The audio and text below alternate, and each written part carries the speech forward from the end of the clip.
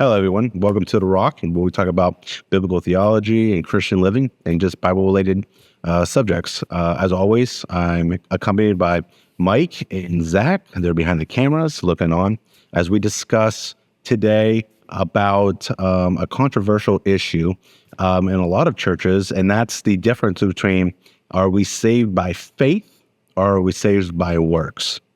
Okay, and we're going to talk about a couple points that we want to get to today. The first one, we're going to read where we might see these controversial issues. In the letter that Paul writes to the Ephesians, he is very clear in chapter 2, verses 8 to 9, that it is by grace you have been saved through faith. This is not by yourself. It is a gift from God, not by works, so that nobody can boast.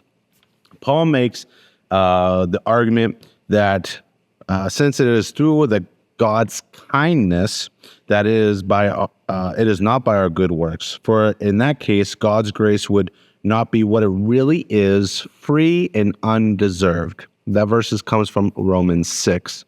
Paul is stating that our salvation is only by the grace of God, by His love and His kindness. Okay? It is nothing that we can do. It is undeserved. Okay? Now, as you continue to read on into the New Testament, you will reach the book of James, and a lot of people use the book of James to fall back on. Okay, it might be by faith, but it is also done by what we do. All right, it is by works that we are saved. And a lot of churches, some like the Catholic Church, view that our works can build this building block or a staircase or a ladder to reach our salvation.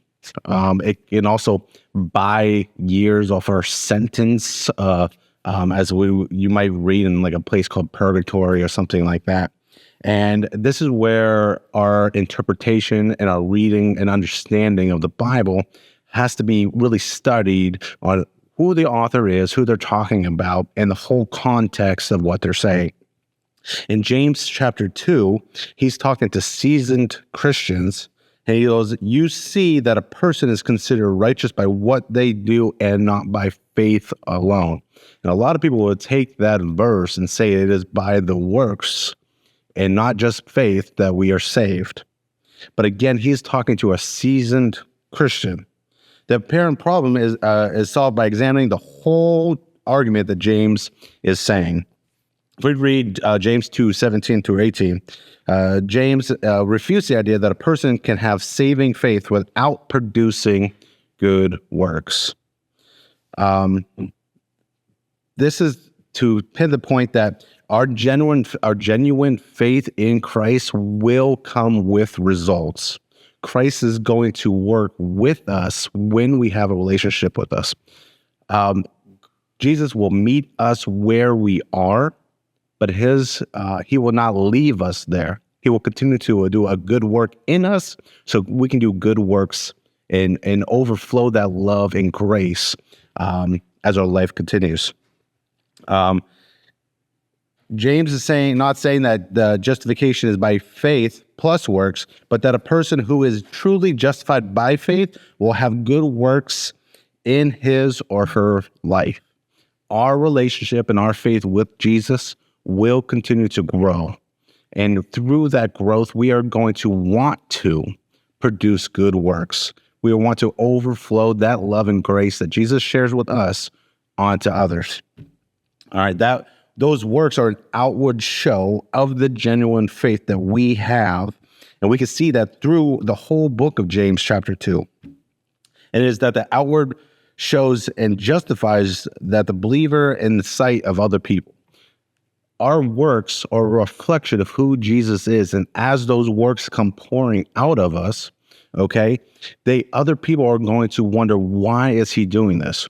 Who is this person? Where is this joy of generosity and giving coming from?